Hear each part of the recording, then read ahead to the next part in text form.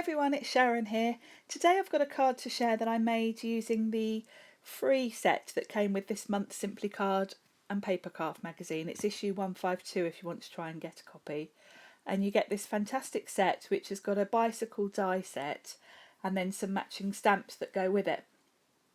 So to start with, I'm going to die cut the bike, and as you can see, I've cut the frame from some bright pink, and then I've cut two wheels using some dark brown cardstock.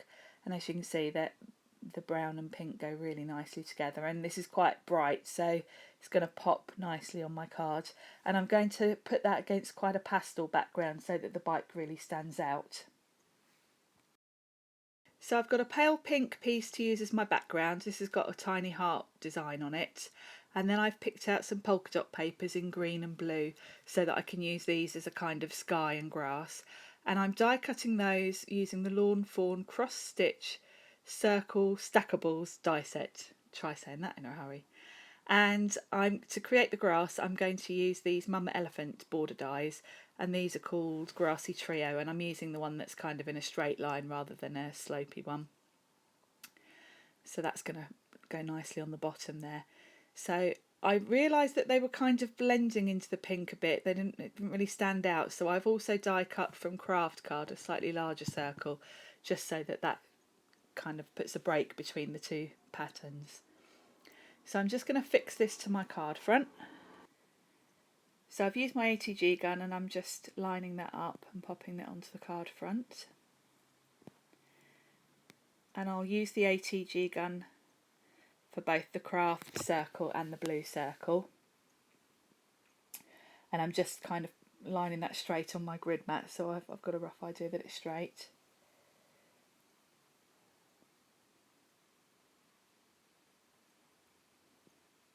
And then for the grass section, I'm going to use some of the Cosmic Shimmer PVA glue, because this will just allow me to move it around until I'm happy, because that grass circle is exactly the same size as the blue. It will really be noticeable if it's not absolutely perfect, so that just gives me a bit of help. Now the bike's a bit tricky because you need to put the wheels down first because they tuck under the frame, but you can't quite tell where to place them.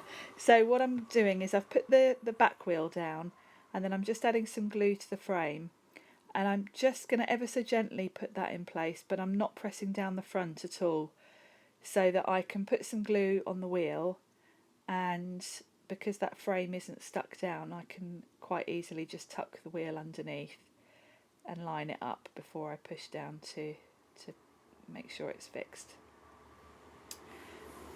So that's all firmly in place. Now in this set you also get a little flower pot that sits on the front of the bike, so I'm going to add that little detail, and I'm going to cut this twice because it's got a little flower sort of cut out. I want that in a different colour, so I've cut it from Craft Card and then again from a pale pink. So I'm popping down the Craft Card piece now, which is the actual flower pot.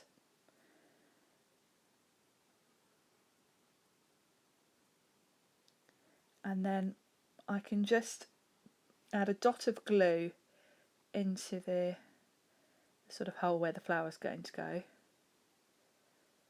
And then as it's such a tiny little piece, I'm using a pickup tool to just pick that up and carefully place it in the hole that's there for it.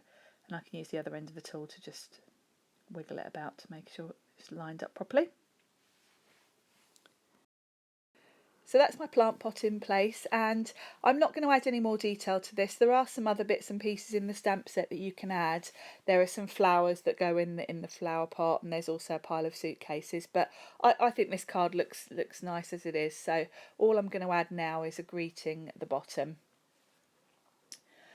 Now, because I've put all this work into making this card so far, I don't want to mess it up now by misstamping my greeting, so I'm going to play it safe and use my mini Misty, and I'll just move the bit of paper that I've got in there out the way. And I've got this acetate sheet with a grid on it that I bought from Simon Says Stamp. It's really useful when you're lining up greetings because you can put the stamp directly on it and line it up with the grid pattern, so it makes it much easier to ensure you get it straight. So I'm just picking that up with the lid, and then I can move that acetate out of the way.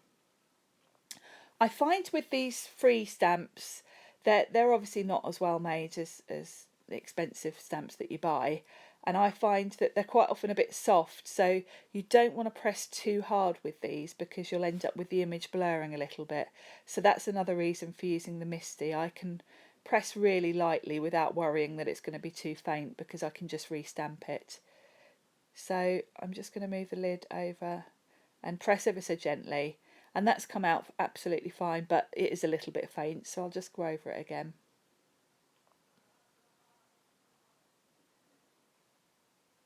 And that's absolutely perfect. If you're interested in getting hold of this set, as a reminder, it was Simply Cards and Papercraft, issue 152.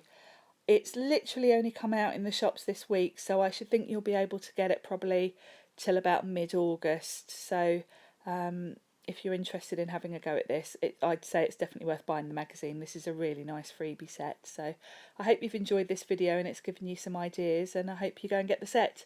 Thanks for watching. Bye.